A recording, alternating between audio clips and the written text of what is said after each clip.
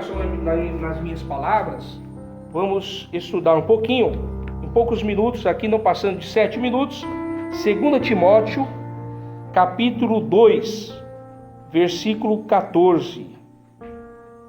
Aí diz assim, o título, 2 Timóteo, capítulo 2, versículo 14. 2 Timóteo, capítulo 2, versículo 14. Diz assim, conduta a seguir com aqueles que se afastam da sã doutrina e da pureza cristã. Conduta a seguir com aqueles que se afastam da sã doutrina e da pureza cristã. Diz assim a palavra do Senhor, versículo 14, 2 Timóteo 2, versículo 14.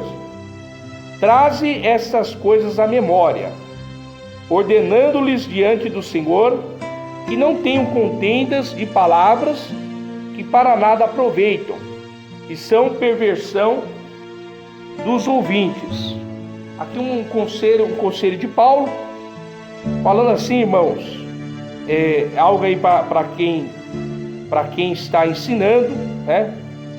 Seja homem ou seja mulher, no sentido de que nós devemos procurar, não podemos procurar palavras que vão suscitar contendas de palavras, até porque as contendas de palavras, no caso até de discussões que parecem proveitosas, para nada aproveitam e são para perversão dos ouvintes. Quem está ouvindo, fala, não está servindo.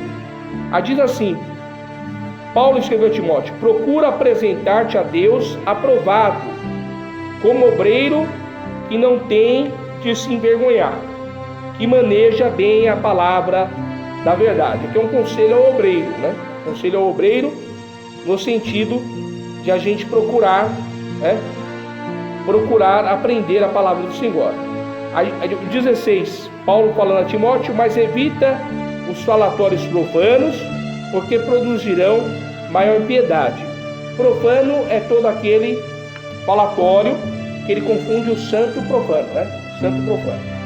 E nós, irmão, falar a verdade, nós precisamos tomar muito cuidado com isso, todos nós, pode ser pastor, pode ser evangelista, presbítero, pode ser irmã do círculo de oração, a irmã que cuida das crianças.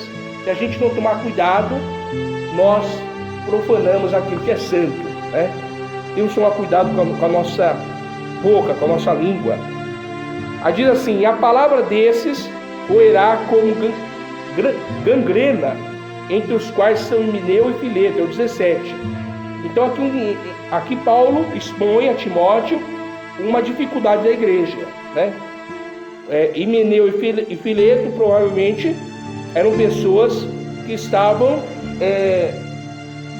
ensinando algo que não era de Deus, os quais se desviaram da verdade, dizendo que a ressurreição era já feita, e perverteram a fé de alguns. Irmãos, a fé vem pelo ouvir e ouvir a palavra de Deus, mas ouvir a palavra de Deus. A fé, ela só vem se ouvir a palavra de Deus. E às vezes ouvir aquilo que não é de Deus, aí a fé não vem, aí a fé que vem é pervertida. Então nós temos que tomar muito cuidado com certas doutrinas, com certos ensinamentos que podem não proceder do eterno. Porque aqui Himeneu e Fileto estavam ensinando que a ressurreição era já feita.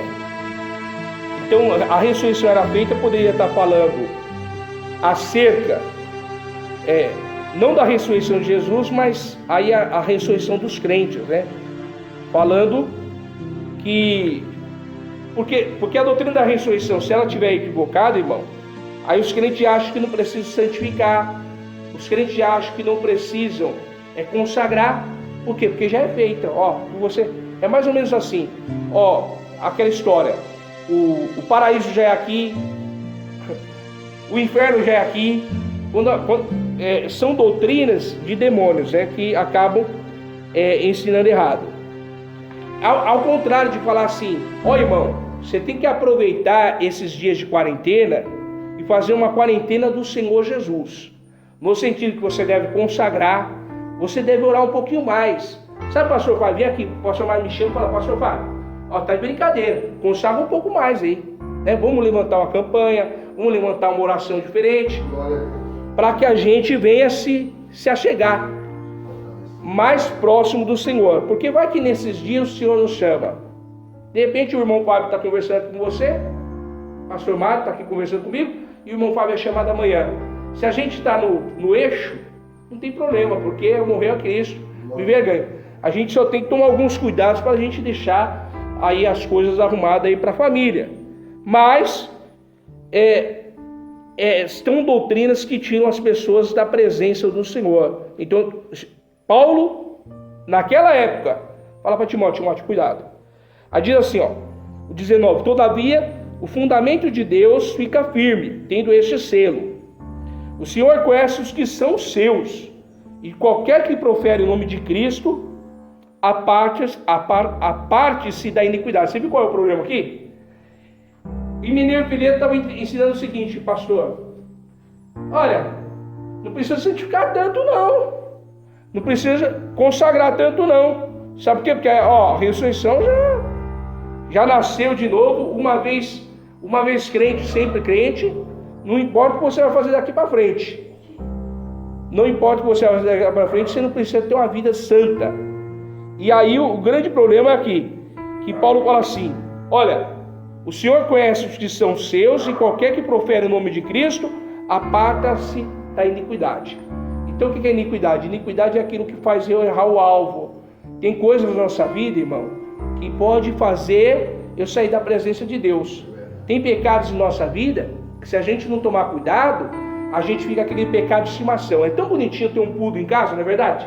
Um cachorrinho bonitinho, um gatinho, mas aí agora imagine ter um pecado de estimação, aí não vai ser bom.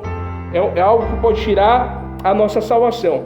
Aí Paulo continua, ora, numa grande casa, não somente há vasos de ouro e de prata, mas também de pau e de barro, uns para a honra, outros porém para a desonra.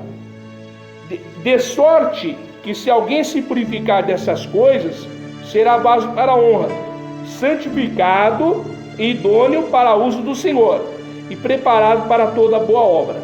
Então há vasos bons e há vasos ruins. Mas o que faz um vaso ser bom e um vaso ser ruim é justamente o fogo. Quanto mais perto do fogo e esse vaso ele continuar de pé, esse vaso é considerado bom. Então o ouro perto do fogo, o que acontece?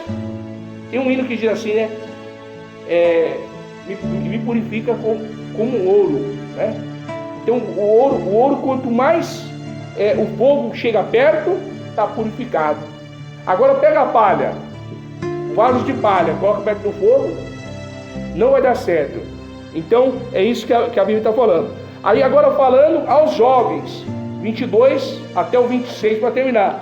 Foge também dos desejos da mocidade e segue a justiça, a fé, o amor e a paz com os que, com o coração puro, invocam o Senhor.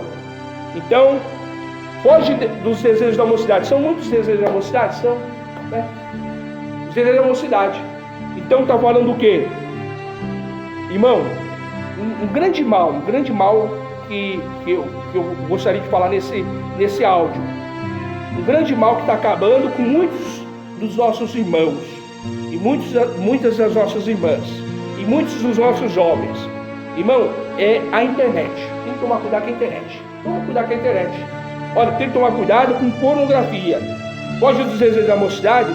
Está falando, foge dos desejos da mocidade. Estou falando assim, toma cuidado com a pornografia. Porque a pornografia, ela pode entrar na vida do indivíduo de forma a querer derrubá-lo lá na frente, de forma a querer derrubar a irmã lá na frente. Acaba com muito casamento.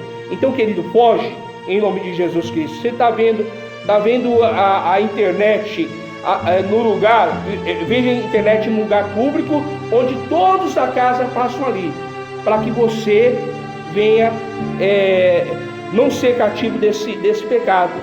Foge também dos desejos da mocidade. Está falando assim para os jovens se guardar, né? Para a moça mais jovem se guardar. É isso que está falando. porque o Senhor deseja que tenha um coração puro todos aqueles que invocam o Senhor. E rejeita, 23, e rejeita as questões loucas e sem instrução, sabendo que produzem contendas. Na verdade, Paulo está falando para Timóteo assim, tem coisa lá, e se você for discutir certamente, vai trazer contenda, tem coisa que é bíblica, agora tem coisa que você tem que impor por ser um mandamento divino, um mandamento bíblico. Mas se for para produzir contenda, não fala agora, mas fala depois, né? E ao servo do Senhor não convém contender, mas sim ser manso para com todos, apto para ensinar e sofredor, né? Então, irmão, contenda é algo assim que pode tirar-nos da presença de Deus. Temos que tomar muito cuidado. Na verdade, a instrução sempre é a resposta branda, dizia o furor. O 25, instruindo com mansidão os que resistem, a ver se porventura, se Deus lhe dará arrependimento para conhecer a verdade, e tornarem a despertar, desprendendo dos laços do diabo, em cuja vontade estão presos. Então está falando aqui para o instrutor, para o ensinador, ter muita, digamos assim, muita mansidão. É difícil, né? Ensinar com amor, de modo que aquele que está resistindo, ele não venha resistir à doutrina do Senhor, mas ele vem aprender a resistir ao diabo, porque uma promessa que o Senhor fez-nos é sujeitar-vos a Deus, resistir ao diabo e ele cuidar de vós. Neste momento, irmão, é a palavra que o Senhor me colocou no coração, 2 Timóteo capítulo 2, versículo 26.